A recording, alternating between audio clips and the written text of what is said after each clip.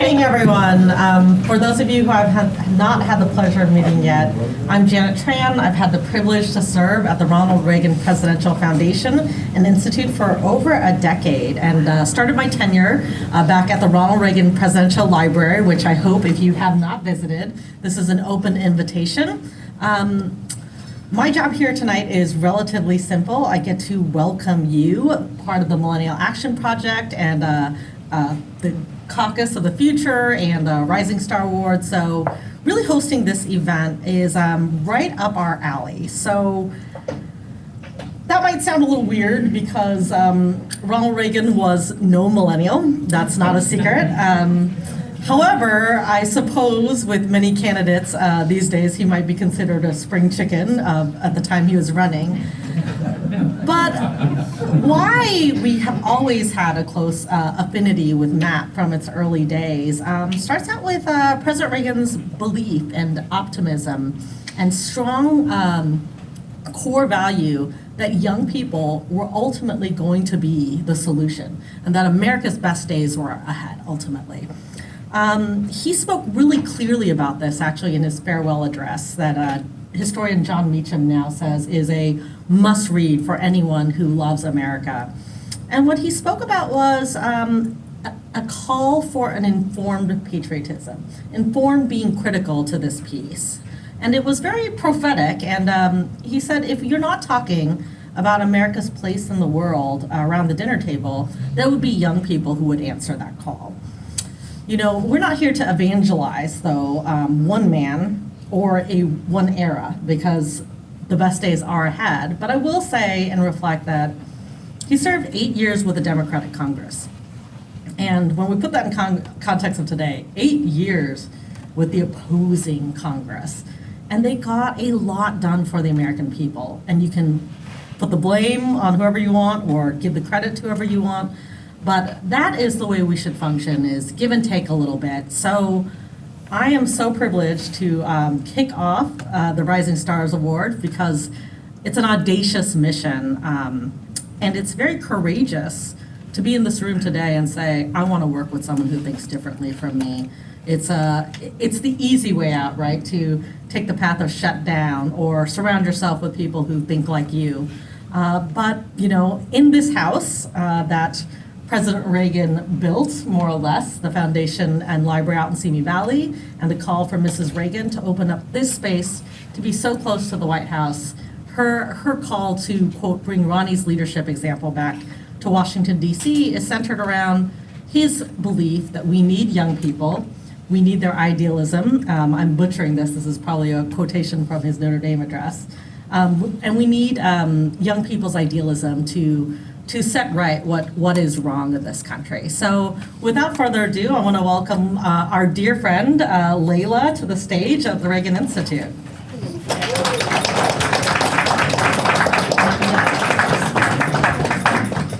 All right, thank you, Janet, and welcome everyone to the 5th annual Rising Star Awards. It's like an applause line or something. Thank you. Thank you for joining us to celebrate the best of MAP. And what we're really celebrating tonight is not just individual leaders, although we're doing that, but we're celebrating good leadership. Leaders don't assume that the status quo is inevitable. They believe that it can be changed for the better. They cast a positive vision, and they inspire people to come along with them into this better future, into this better reality. Tonight's awardees show us what it looks like to work together, and they accomplish cross-partisan wins in maybe some surprising places. Over the last few years, we've seen a growing shift in the assumptions about who can and should run for office. The number of Americans putting their name in for public service to serve from all walks of life is only increasing, and that's a good thing. In this past election cycle, 1 out of every 6 congressional candidates was a millennial. 1 out of 6 candidates was a millennial. Yeah, yeah, you get it. We now even have our first Gen Z member of Congress. And when state legislatures go into session next month, more than 1,600 millennial and Gen Z legislators will be sworn into office.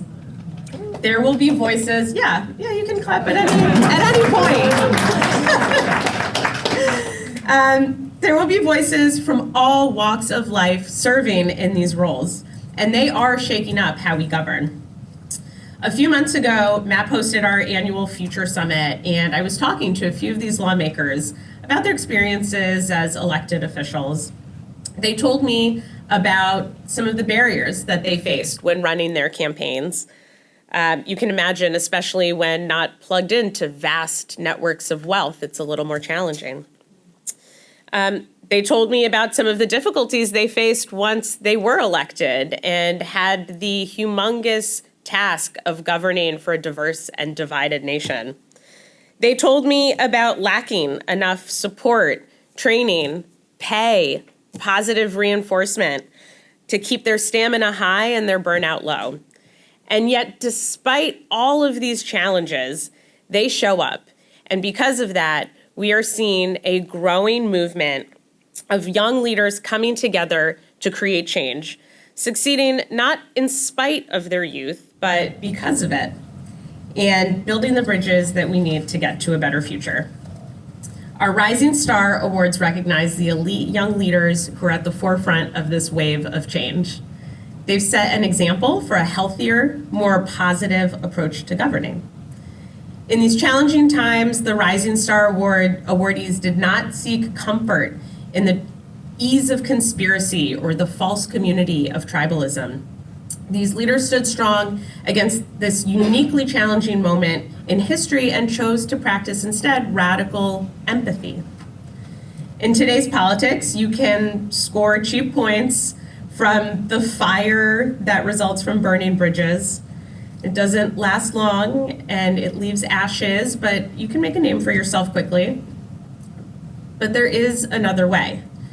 At MAP, I always say I have the best job in the world because I get to see hundreds of examples of policymakers who choose a better way. They secure wins for their community, all thanks to the greater and deeper rewards that come from building strong relationships, trust at the outset. Instead of burning bridges, they're building them. It speaks to the old adage, if you want to go far, go alone. If you want to go fast, go alone. If you want to go far, go together. Tonight's awardees stay focused on that harder but more noble path. In 2022, we saw Future Caucus members lead on legislation from criminal justice reform to energy resiliency to maternal health to housing to democracy itself, and the list goes on and on. They shared advice with others on how to build coalitions and pass bipartisan policy, and they signed up for trainings to learn from each other on how to further develop that skill set. In order to rebuild faith in our country's ability to solve problems, we have to do a better job telling citizens and voters stories about these positive examples of public service. Tonight's ceremony is just one of the ways in which Millennial Action Project tries to uplift these points of hope. MAP and our network of young lawmakers give me hope with their creativity, their bravery, and their commitment to building a stronger democracy for future generations. Our future caucuses represent the best of what American democracy can be. They are our boots on the ground in the fight for a healthier civic culture. The people who join our movement through this network are committed to future-focused, long-term solutions, and they work across the aisle to get it done. These are the folks who are creating real change. In addition to the incredible leaders that MAP gets to work with at the state level, we also work with a phenomenal group of young members of Congress through the Congressional Future Caucus, co-chaired by Congressman Blake Moore and Congresswoman Sarah Jacobs. Representative Jacobs kicked off last year's Rising Star Awards, and tonight we have the privilege of hearing from Rep. Moore. We also have some other lawmakers in the room with us in Congress as well as at the state level, so thank thank you to those of you who are here. I don't want to start calling people's names out because I'm going to get myself in trouble and forget somebody. I also want to take a moment to recognize our selection committee members, Lori Schultheim, Rep. Jamie Scott, and Rep. Devin Carney, who were last year's award winners. So let's give a round of applause for their great work completing the unenviable task of choosing from the fantastic list of nominees we received this year. And a thank you to our great sponsors whose support made tonight's event possible. Many of you are in the room: Amazon, Citizen Data, Meta. I think we've got folks from the Omidyar Network here. Of course, our friends at the Ronald Reagan Presidential Institute. So thank you all. And last but not least, the MAP staff. Can you raise your hand if you're part of the MAP staff? Higher. Yeah, there we go. These people work tirelessly to make this work happen, to bring you events like tonight's event. And where's Mallory? Okay, and some people's birthday is today. And so I know better than to make an entire room of strangers sing happy birthday together. But if you see Mallory later tonight, wish her a happy birthday and thank her for dedicating her special day to this event and working instead of going out with friends. So thanks for being here. Yeah, we threw a party for you. Now I would like to introduce our keynote speakers for the evening, Robbie Suave and Brianna Jo Gray. We're co-hosts of Rising. Rising is a daily news and opinion show on Hill TV featuring journalists, elected officials, and commentators from across the political spectrum. Robbie is a senior editor at Reason, a libertarian-oriented magazine. Brianna is a political commentator, a writer, and previously served as National Press Secretary for Bernie Sanders' 2022 presidential campaign, or 2020 presidential campaign. Yeah. Give her time. As we celebrate cross-partisan collaboration between lawmakers this evening, we thought it would be appropriate to invite two young leaders who demonstrate cross-partisan collaboration in another field, media. So I look forward to hearing their insights from the productive partnership that they've built. So please join me in welcoming Brianna Joy Gray, Robbie Suave, and welcome to the 5th Annual Rising Star Awards. As you know from the great introduction, Robbie and I have been co-hosting Rising for the better part of a year. Robbie's been there a lot longer than I have. I started in about April. And what's funny is that this isn't the first time someone has suggested that I be a part of a show that was half right, half left. It is, however, the first time that that concept has been successfully executed, because what is the complaint that people often have? They can't find two people who can sit there and have some modicum of respect for each other, whose ideas aren't so crazy and divergent that there is no simpatico at any time, it's too combative, it's too ugly, and nobody wants to watch it. That's typically what you hear. We've been reflecting on the fact that it's become increasingly rare, even in just normal cable news, the whole sort of Hannity-Colmes dynamic where you have an argument, that doesn't happen anymore. Even the host like unfairly bringing on some guest they despise and disagree with in order to beat up on them. They don't even do that anymore. They only bring on guests who reinforce the host perspective. So our media has become like very fractured. I know this is a common complaint, but it's very true that there are not conversations happening in the media space more broadly elsewhere, I don't think, between people who have even some disagreements. Yeah. Because we have agreements as well. Yeah, we do. So we were contemplating, what were we going to tell you about why this partnership works exactly? And we have our respective theories. One theory is that because Robbie is libertarian and because I'm a leftist, we often both have complaints about the respective major parties that we're closest to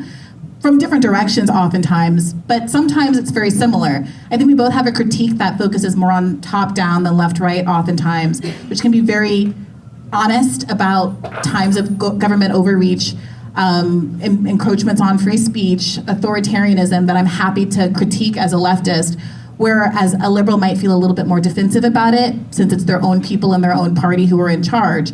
And the reverse is true as well. Well, and I think we both have a criticism that was already raised tonight in that the people running our government are just little up there in years and that does not always lend itself to thoughtfulness about policy. I mean, the idea that we're celebrating millennials as young, I gotta say, as the elder millennial of the two, I mean, the oldest millennials are in their 40s. So it is kind of funny that we're in this space where, because, particularly I would say in the Democratic Party, there is this reluctance for people to step down and make space for the younger generation. I mean, Hakeem Jeffries is being celebrated as very, very youthful in the context of the Democratic Party, when I would hope that would be kind of an average age for a politician. Aren't you ready to get off my lawn, Gen Z, as they come up for what's theirs? I absolutely am. They didn't live through the 2008 recession when I graduated college and you were trying to find employment and thinking about going back to law school. Yeah, well, I mean, they might ultimately have it worse. Yeah. And I think that part of the reason why is because, I mean, I feel like when I watch TV, I don't know about you, but when I watch a mainstream liberal channel like CNN or MSNBC, I don't find my views reflected there either.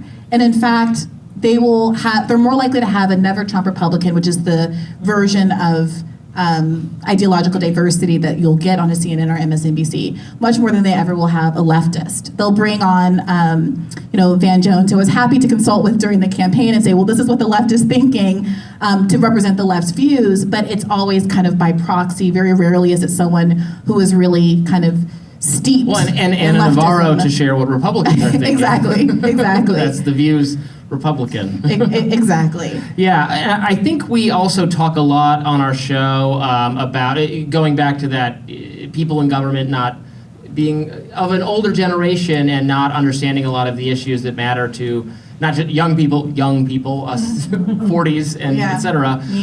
People to judge. All of the questions about tech and social media, that every time you have one of these hearings in Congress, and there are important issues here. There are a lot of bipartisan frustrations about what Facebook and Twitter and Google have wrought, but there's also just a lot of basic, frustrating, embarrassing misunderstandings about how these platforms work, unfortunately, coming from the people in Congress who are asking questions of Mark Zuckerberg and Jack Dorsey and Sundar Pichai and everyone else, and they're asking questions about the tech that, like, it's embarrassing. Like, your grandparents couldn't pull this off. They don't know. That's just a thing about not being able to grasp what the new technology is and the new platforms are like, even though they have enormous importance to our lives and to the kinds of conversations we have. They're so important to the distribution of journalism and ideas and the setting of the agenda that occurs on Twitter, for instance, for the political and media class. And the people who are supposedly holding them accountable are really out of touch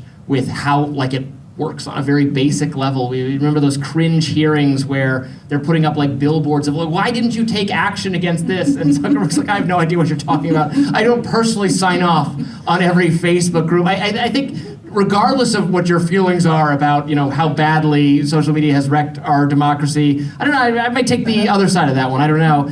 You still have to feel something for these people being asked the most ridiculous questions by, unfortunately, congressmen who, by the nature of their age, don't understand the platforms. And that's one of the biggest reasons I would like to see more millennials, and yes, I guess, Gen Z, enter the picture. Well, Robbie, let me ask you this, because you have been on Rising longer than I have, and I only co-host 3 days a week, so you have the pleasure of experiencing a lot of different kinds of different commentators who are oriented on different places in the left spectrum. And I wonder what your perspective is on not just what makes it work, but what is appealing to the audience about it in particular, because it's not all rainbows and sunshine. There is definitely a cohort of the audience who reviles me, that reviles Robbie. Yeah. But there is a growing, I think, majority of people who respect what the project is, regardless of whether or not they agree with us independently. Well, and if you look at the comments, either on YouTube, which I'd never advise, don't do that. Why would you be doing that? Are you a psychotic? But I look at them from time to time, and I'll see a lot. I'll see a lot of people say things like, "Well, I'm a Brianna person. I agree with Brianna, but I actually think Robbie did a better job of this argument," or more likely, vice versa. More often, I'm on Robbie's side, but he butchered that one, and point Brianna. Having the different co-hosts on your side, I think reflects that there is it's true on the Republican side as well. We should probably do a better job actually of finding someone who speaks to very harder right concerns than I do. But there's tremendous ideological diversity on both sides of the political spectrum right now. There's a massive, civil war is probably too harsh a way of putting it. It's just a war of ideas, but there's a lot of different perspectives on the right, even there are people who agree with Trump but want him to exit the stage. There are people who still want Trump. There are people who would want to go back to an era of Republican policies before he existed. And then on the Democratic side, and then we have a Monday co-host who would identify herself as a Democrat, or at least tangentially Democratic, and you and her probably disagree on more things than even you and I do. 100%. So it's incredible. Yeah, I mean, it is. I want to also say I want to credit you in the platform, in the space, because there have been many issues that I consider myself relatively not siloed. I follow diverse people on social media. I listen to podcasts that I'm not ideologically aligned with, et cetera. But I still find myself from time to time coming on Rising and hearing you say something and realize that I completely misunderstood the facts of something that happened. Completely was caught up in a media narrative in my own silo that was frankly inaccurate. And it's reassuring for me to have that resource, but it's troubling to think about how many people don't in fact have that resource. And if people who are as kind of plugged in as we are can still make those kinds of mistakes, it makes me really value the space that we're in. I will cop to bringing to some of our discussions my sort of more reflexive anti-organized labor perspective, and you forcing me to read their demands. He's just and mad that he got roasted over the railroad worker stuff. Fine, these are pretty reasonable. What do you want me to say? Fine, they can have these. Yeah, I mean, but look, it can be a very humbling job, but I do think the core principle that at least motivates me. I didn't come to this space. I don't have a political background. I was an attorney for 7 years before I started freelancing and started working at The Intercept as a senior politics editor. And I was always driven by you're not supposed to say this as a journalist, but it was very value-driven as opposed to partisan-driven. I came from a household where my mother very proudly voted for Ralph Nader. I never felt that much of an ideological commitment to the Democratic Party as a party. And I think that gave me some flexibility in the perspective that I bring to various issues. And I am constantly trying, my groundstone outside of being a partisan is kind of a populist, a populism that has been in this country very much over-identified, more strongly identified with the right, I'd say. Populism in the media has been described in the context of Trumpism, et cetera. But as a Bernie-style populist, I'm following when I look at a story, where does the money come from? What interests are here?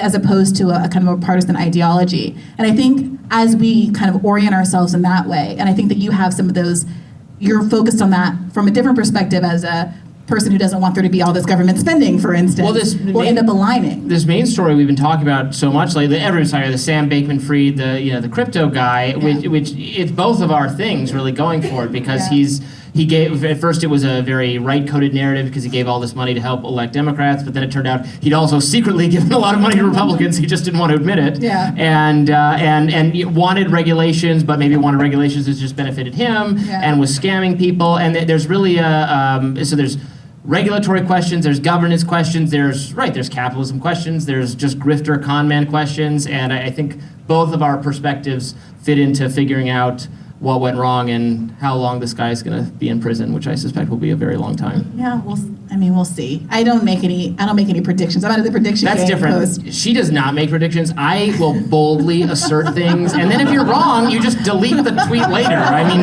nobody gets called out for being wrong.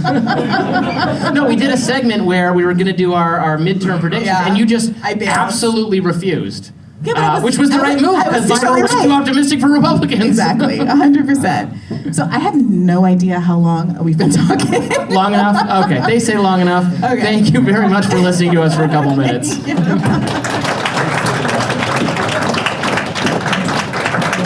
Thank you so much, Robbie and Brianna, for your remarks and your collaborative partnership. And thank you all for joining us this evening. My name is Blaine Volpe, and I lead our state and federal engagement efforts as the membership director at the Millennial Action Project.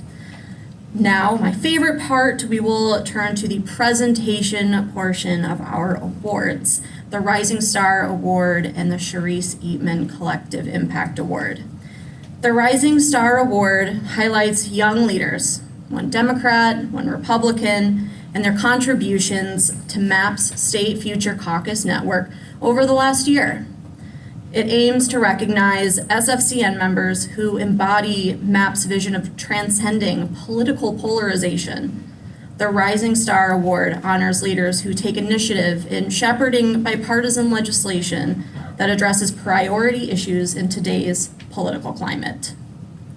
The Sharice Eatman Collective Impact Award, in honor of the late Sharice Eatman, who is forever in our hearts here at MAP, recognizes an outstanding state caucus for their future-focused leadership and political bridge building. It is my pleasure to introduce you all tonight to the awardees this evening. And our first awardee tonight is Representative Jeremy Gray from the great state of Alabama. Roll Tide. Stand here for a minute. Representative Jeremy Gray is an incredible legislator. He has consistently demonstrated bipartisan leadership, working across the aisle alongside his young Republican colleagues to help pass impactful policy, including legislation that lifted the 28-year ban on yoga in Alabama K through 12 schools. This is serious. And incredible work. Representative Jeremy Gray serves as the minority whip in the Alabama House of Representatives. Recently, he was nominated by Alabama's Governor Kay Ivey to serve on the Alabama Statewide Health Coordinating Council and Innovate Alabama. Rep. Gray has proven time and time again that he is an advocate for millennials and for young people, not just in Alabama, but across the country, and a champion of bipartisanship. And with that, please join me in congratulating Representative Jeremy Gray.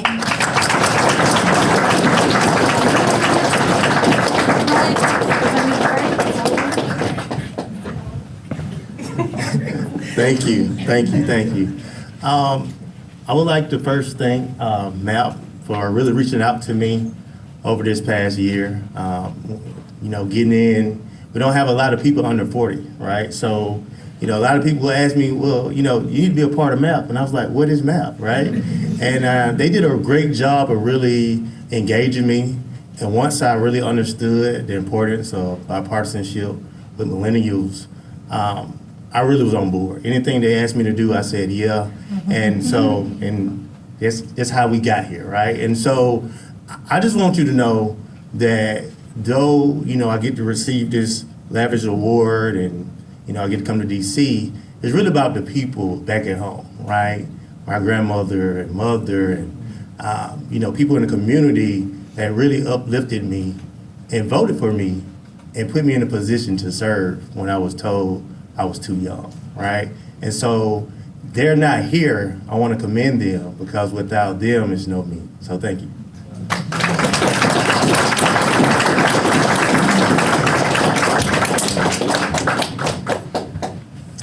All right. Our next Rising Star awardee is Representative Aaron Pilkington, who serves Arkansas's 69th House District and co-chairs the Arkansas Future Caucus. Rep. Pilkington has an outstanding record that attests to the power of bipartisanship through his work alongside Democratic colleagues to pass future-oriented legislation. He also has a very strong history of leadership and engagement with MAP. Rep. Pilkington worked with last year's Rising Star Award recipient, Rep. Jamie Scott, his Democratic co-chair for the Future Caucus. He worked on legislation that would provide healthcare screenings and prohibit solitary confinement for those who are pregnant while incarcerated. Rep. Pilkington has also worked to enact legislation on food pantries that tackle the issue of food scarcity all across campuses in Arkansas. With Rep. Pilkington's leadership, Arkansas has become a trailblazer in changing the narrative around partisanship and creating better dialogues between elected officials and the communities that they serve. MAP is grateful for his commitment to this important work, and we are very honored to recognize him tonight. So please join me in welcoming our second Rising Star, Representative Aaron Pilkington of Arkansas. Go Razorbacks!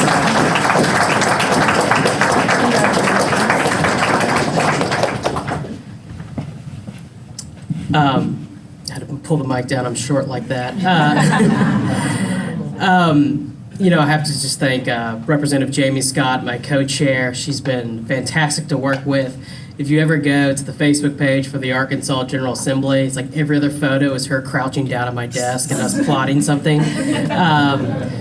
But I want to thank my wife who's not here. I wouldn't be able to do what I could do without her and the other millennials that are in Arkansas. We have 40 members of our General Assembly who are under the age of 45. It's been incredible to see that kind of growth, to see people excited to be involved in politics. And, I'm part of the supermajority. I actually used to be until literally last week, the campaign chair for the Republican House Caucus. So literally I was trying to win races and at the same time be bipartisan, which was a hard thing to do. But it's funny, I kind of laughed to myself. I had a very liberal member of our House text me as I was in the Uber over here saying, "Hey, are you going to be back in town on Thursday? I want to talk to you about a bill I want to work on together." And so I think the great thing about this is people know that I generally have a desire to make Arkansas a better place and that I'm willing to work with anyone, regardless of party, to make that happen. And so I'm so excited for the future of Arkansas. I'm excited for MAP. I've been around since Boston, which I think was y'all's first Future Caucus, and been around ever since, except for a MAP directions issue in California. I would have been to all of the MAP Future Summits. But it's great, and I tell every young legislator they need to come here and be a part of this, because in reality, the entrenched problems that haven't been solved yet are going to be solved by this generation. And we were doing these interviews, and one of the things they asked was, what do you want the America in the future to look like? And I was thinking about the future that my boys, I have 2 young sons, get to live in, and I just honestly was just an America where they feel like they can express themselves and talk about ideas and not worry about the repercussions. Because ultimately, if we're going to be a better nation, we have to be a nation of ideas. And I'm excited because the reality is we're better than we were 50 years ago, and we're going to be better 50 years down the road because of the people who are in this room today, who are doing the work, the unsung heroes that are going to make this a better country for us all. So I'm so happy to be here. Thank you, and God bless all of y'all.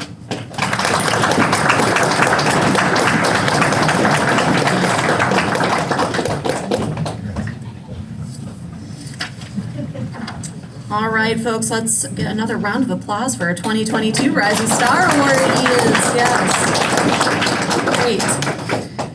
So now we are going to present the Sharice Eatman Collective Impact Award, which is given to an outstanding caucus in our network.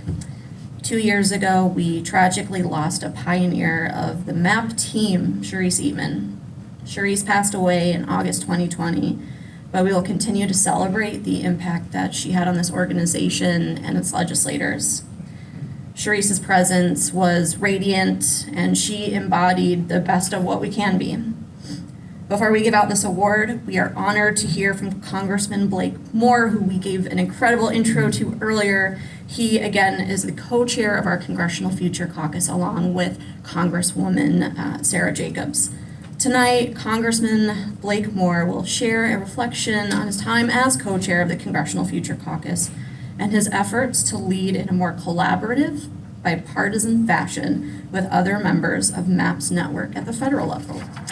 Please join me in welcoming Congressman Blake Moore.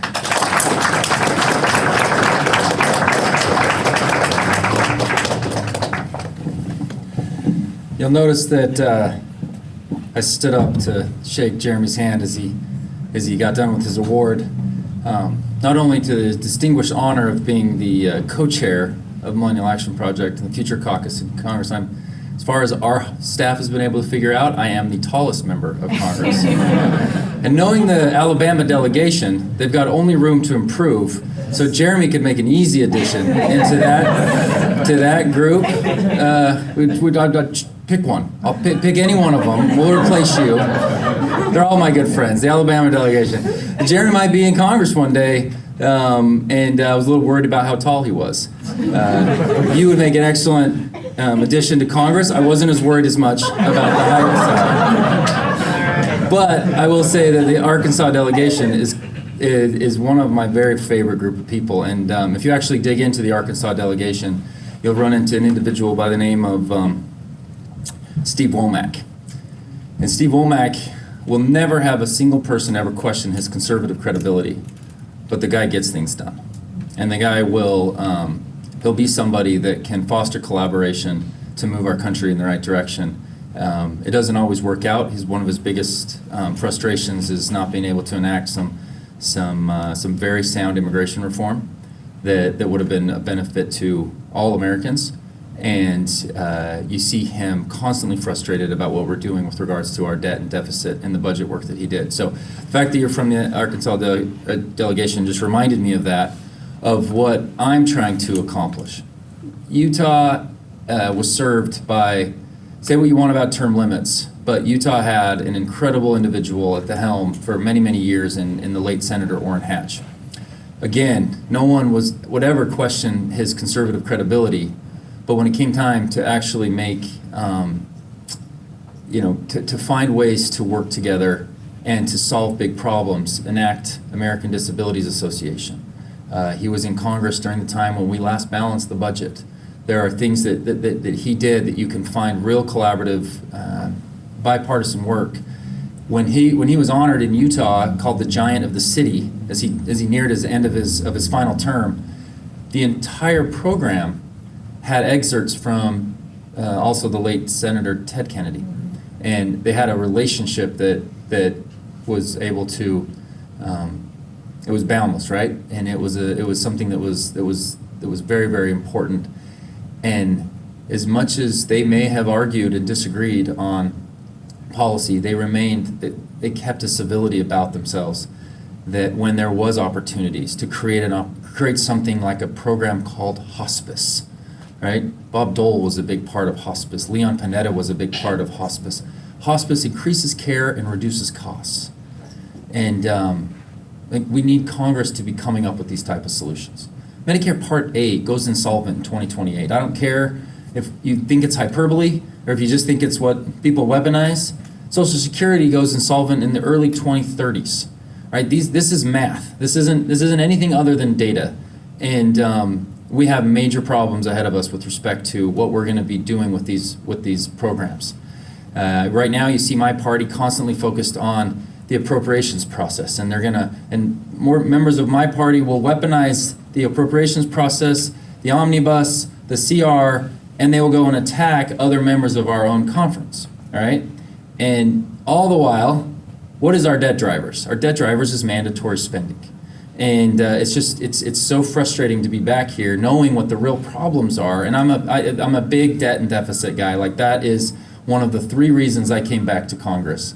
That's why I'm trying to be on Ways and Means Committee. This is what I want to accomplish. This is what I want to leave to my kids, is to not let a program that was designed in 1935 exist in 2035.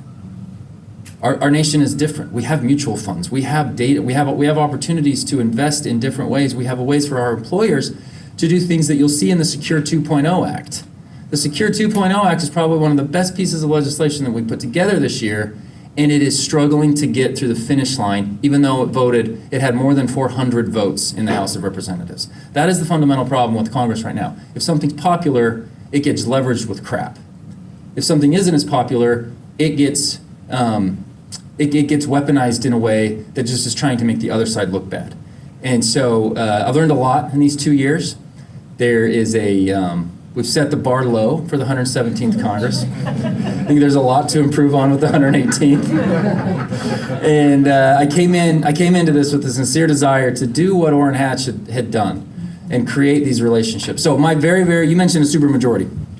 In Utah, you have a Republican Party with a supermajority in the state legislature.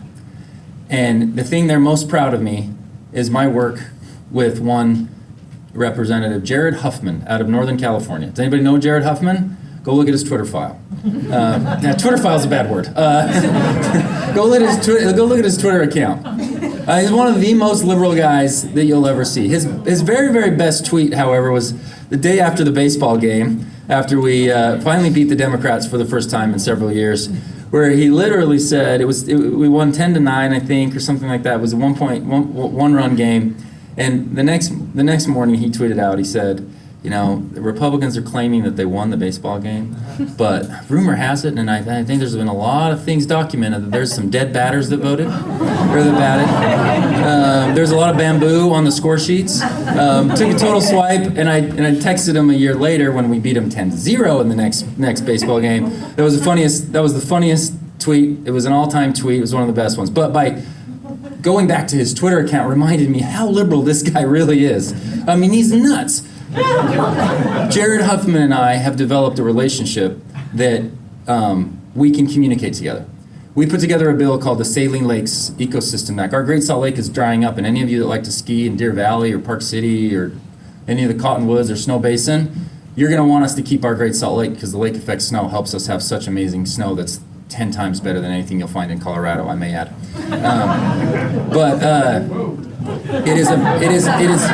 It is about establishing relationships with people. So when there's opportunities to work together, there's going to be disagreements. That is what our nation is founded on.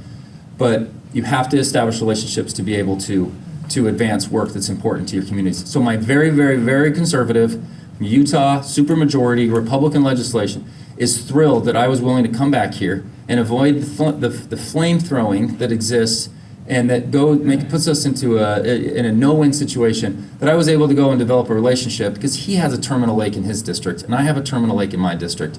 And if these things dry up like Owens Lake did in California, you know, we're having respiratory issues. Our snowpack is down with all the dust that's going to be going on. Our test and training range for our Air Force Base is going to be a dust pool where we can't operate and do all of the testing that we need to do to make sure that our military is strong, right? The brine shrimp industry, the migratory birds, so many things. There are so many externalities that affect it.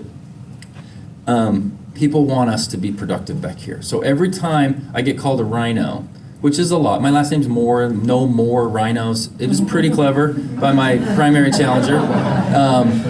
You know, it was all over, like, it was every street corner. It was. I give him a little bit of credit. It was pretty good. But every time that happens, I go and talk about how being an effective legislator. Can't question, I have a strong conservative voting record, but look at the way that I'm being effective back here. And so that's what I wanted to thank Layla about for encouraging me to be that way. All right, you've created. There's a lot of people here that have created this, but you're the face of it right now. And it's important to have this expectation from you and from the board members to go back here and make sure that we're keeping productivity and effectiveness at the forefront, and the partisan bickering that exists that is mostly for individuals' own gain, we can find a way to rise above that. I have, I've joined the Problem Solvers Caucus. I joined Bipartisan Working Group. I'm a part of this. There's lots of reasons to call me a rhino. But look at my wall in next Congress when you come in and see potentially 4. We've got 3. We had a little problem with yesterday's Saline Lakes bill. You're going to see 4 pieces of legislation signed by a freshman member of the minority. And that's far and away not normal. And that I still was able to maintain a lot of very conservative votes that I believe in, but there's ways and things that we can do to be effective. And so the work that you all are doing encourages us and more of us to do that. The age of 40 has been mentioned a lot tonight. I don't know if that's like a shot at me. I'm one of those elder millennials. I first ran when I was 39 though, so like I do still feel like a part of the younger crew, but I am 42, and thanks for reminding me that I'm sort of above that millennial age group. But it's been something I appreciate. Everybody needs to study Michigan 3, Washington 3, and Oregon 5. Americans, communities across our country showed us. They said when a very progressive individual ousted Kurt Schrader from his primary, and Republicans ended up winning that seat. Big win. I was happy about it. The people of Oregon said something to Congress when Peter Meyer and Jamie Herrera Butler were ousted from their primaries, and then ultimately those seats were lost to the Democrats. Those communities were saying something to us back here too. They said, look, We want people that can work together and find ways to create solutions, because our nation's going through a lot right now. We have a massive problem on our hands if we do not get our debt and deficit under control, and that's what I'm going to continue to work on. And I'm taking my first term. The thing that I've learned is that I can be strongly conservative and be effective, and the work that you all are doing is helping promote that. So thank you so much. I appreciate it.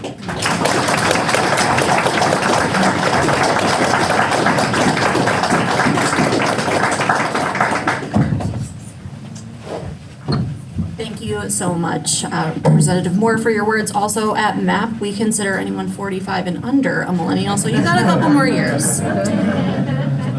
All right, and now I have the pleasure of awarding the Sharice Eatman Collective Impact Award, which recognizes an outstanding future caucus for their exemplary leadership and bridge building. And I am proud to present the 2022 winners, the Oklahoma Future Caucus.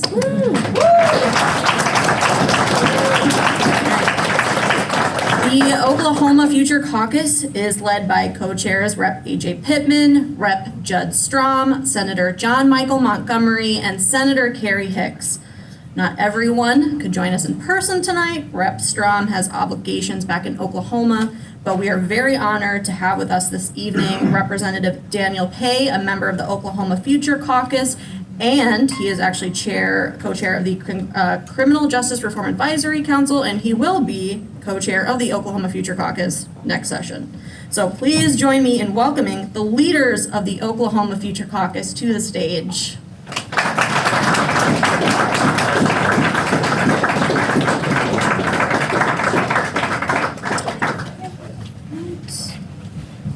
Amazing. Congratulations, everyone. Congratulations. Come on up.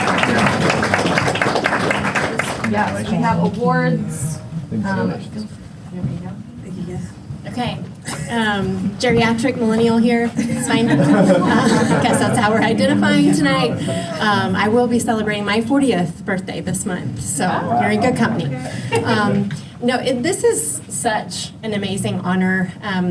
Senator Montgomery was actually present for the first Future Summit in Boston. I was elected in 2018 and attended the Nashville Summit and came home to Oklahoma and said, hey, MAP has you on this list. We don't have a Future Caucus, and I feel like we need to do this. And much to my surprise and delight, and honestly what has fostered into a really deep and meaningful friendship, he said yes.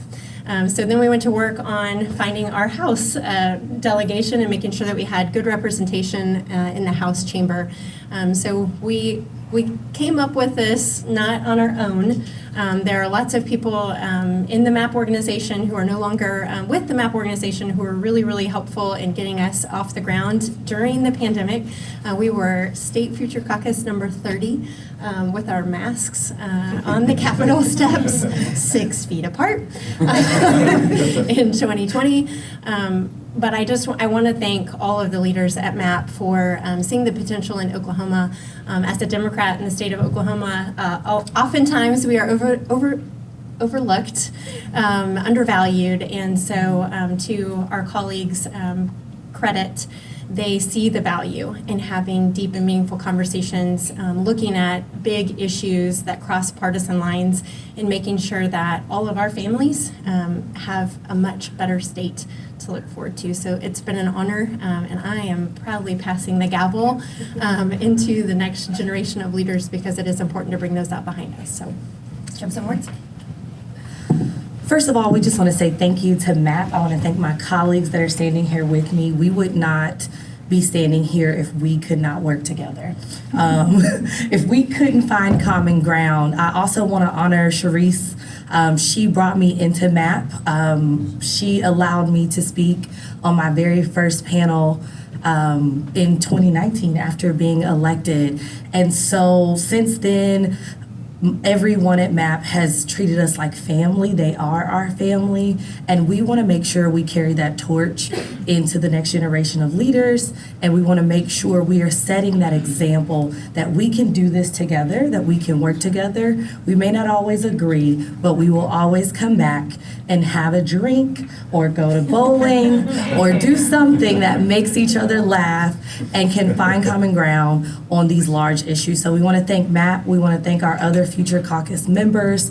We want to thank our other Future Caucus co-chair who could not be with us today, and thank all of the other Future Caucuses out there working towards bipartisanship in their respective states. So thank you so much for this award, and we're excited to continue the work in the state of Oklahoma.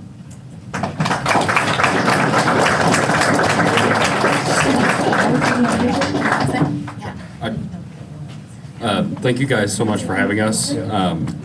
We certainly appreciate this opportunity, this award. It's really amazing to be able to be recognized for the work that we've been doing. Like Erin, I also have to thank my wife, who's also not able to be here this evening. She's dealing with a pretty crappy situation back home, which is kind of a pun actually. So. But without our spouse, the support of our spouses, we don't get to do what we get to do in state legislatures, and certainly our Congress people can't do that as well. So we have to honor them and thank them for their work.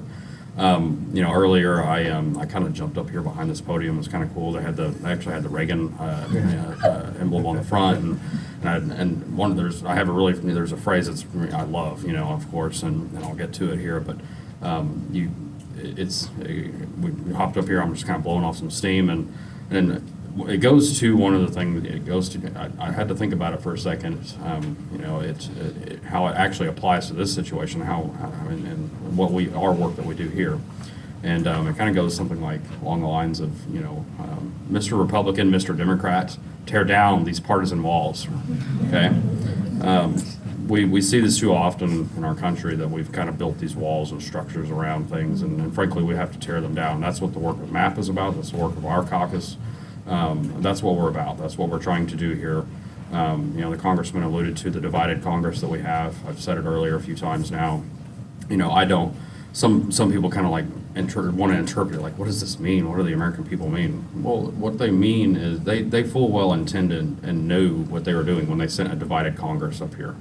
They said, go to work. Go work on the issues that are important. You can have your values and all of that, and that's great. But go work on the issues that are important to us, like Social Security, like the budget, all these things. Get to work on it. Stop trying to play around with the partisan stuff.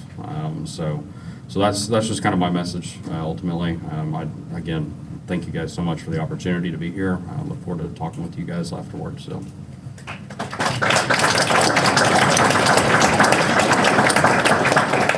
Well, thank you, Millennial Action Project, and thank you, Senator Montgomery, Senator Hicks, Representative Pittman. It's an honor to serve each of you in the Oklahoma legislature.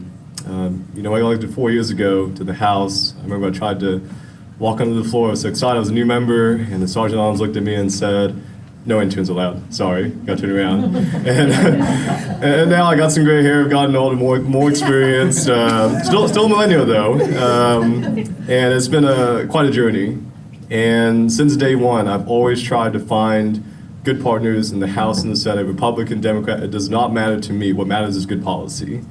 And so long as I have the honor of serving in this position, that's what I'm going to continue to focus on. This afternoon in the interview session, I emphasized how, in my view, governing should be like riding a bike. Because when you ride a bike, you shouldn't lean too far to the left or too far to the right. You have to be balanced, and you have to be mindful of your surroundings. And I believe that's what, in this recent election cycle, the American public wants from the Congress and from their governments across the country. And at the end of the day, we got to remember it's not about Democrat or Republicans. It's about, as Americans, when we go forward in the 21st century, what do we want our country to look like going forward? And I do want to thank my mom and dad. They immigrated from South Korea in the 80s to Oklahoma, started up a small business, and they are the absolute perfect example of the American dream. And they taught me a lot about perseverance, hard work, and never, ever giving up. So thank you, MAP. Thank you, everyone who's here. God bless all of you.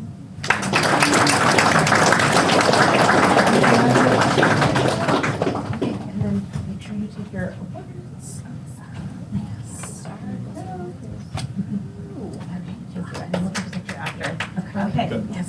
right, one more round of applause for the Oklahoma Future Caucus, for our Rising Star Awards, for Jeremy Gray, Rep. Aaron Pilkington.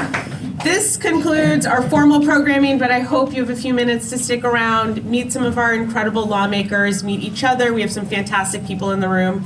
Thank you again to everyone who made this possible, the MAP staff, the MAP board that's here in the room, our sponsors, and just everyone who cares enough to believe in a mission like this one, that we can be effective while being collaborative, and that the next generation of lawmakers are the ones who are going to get us there. So thank you all, and enjoy the rest of the night.